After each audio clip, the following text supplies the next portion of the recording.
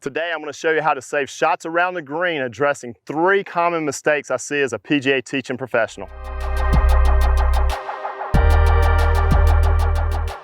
Okay everyone, let's be real here. We've all struggled at some point in time with our chipping, and it can be very frustrating and make you want to quit the game because so many shots are given away around the green.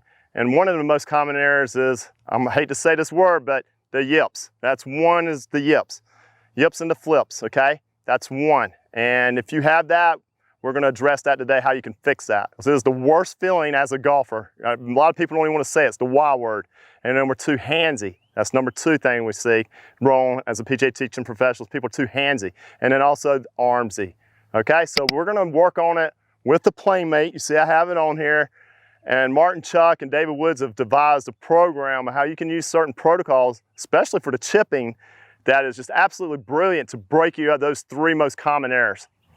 All right, this is going to be part 1 of a 5-part series on how to use the playmate to save shots around the green, little chip shots today, which I'm going to show you how to do, and then also pitch shots. So from 40 yards in, we're going to have a way to really shave those strokes off your score. All right, so starting today with the chipping, it's so simple to use this method, and I mean you can do it with anyone, and it's very easy to use. So we're going to get going here. I'm going to show you the whole setup, how you do it, what points to look for in the backswing, the forward swing, where your hips should be, and it is that simple. So let's get started.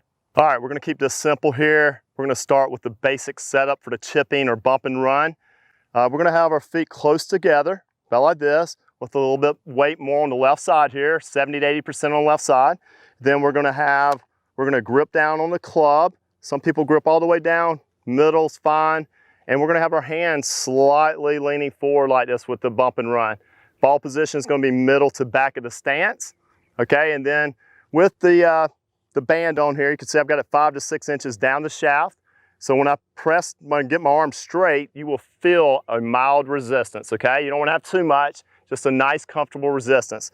So I will get over the ball, and then I'll have my weight forward, and then I'm just gonna bend from my hips, and then I feel that mild resistance, and my club is not pushing down in the ground hard. It's just barely hovering above the blades of grass.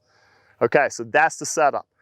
Now for hitting, what's brilliant about this and what's simple is we're gonna take the hands and the arms out of this, and it's gonna be all rotation.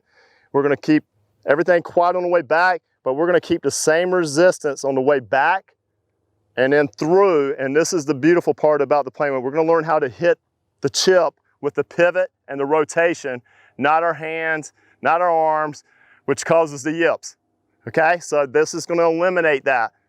So we're gonna go here and then here and have a little rotation, and this is a bump and run. And if anything happens on the front end, this is simple.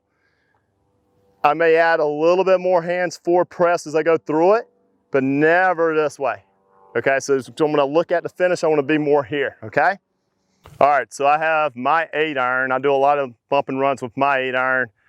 That's one thing I talked to a lot of my players about. Don't be afraid to use a 7 or 8-iron. When you got a long range shot, it makes it easier. It's not as much stroke, okay? But I would recommend using that same club over and over again to get used to one club. It could be a 9-iron pitching wedge, and then get into what we just talked about, which is the stance, the resistance, and then the rotation, okay? So here it is, I got my stance. A little way forward. I feel the resistance, and I'm gonna feel the resistance the whole way, and I'm gonna rotate and hit. Okay?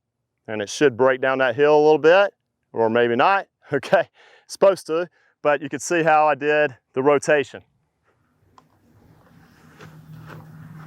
Okay, again, get the stance. I feel the resistance. I'll take a practice stroke, resist, resist with rotation.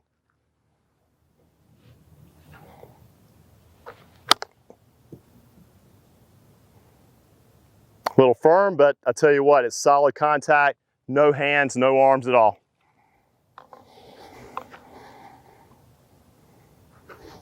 All right, here we go. Stance, resistance, rotation. I'll take a practice swing to feel the brush of the grass. Didn't like that one, I'll do it again. There we go. Get over and just try to emulate what I just did there.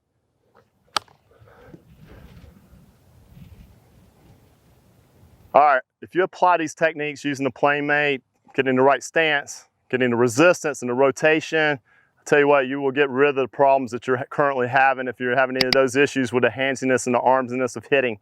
So make sure you stay tuned for part 2, where we're gonna go over a chip shot where the ball is sitting down in the rough. And I tell you what, it's gonna be really simple how to hit out of that. And I see a lot of common errors where people make that too difficult. So stay tuned, and I look forward to seeing you next time.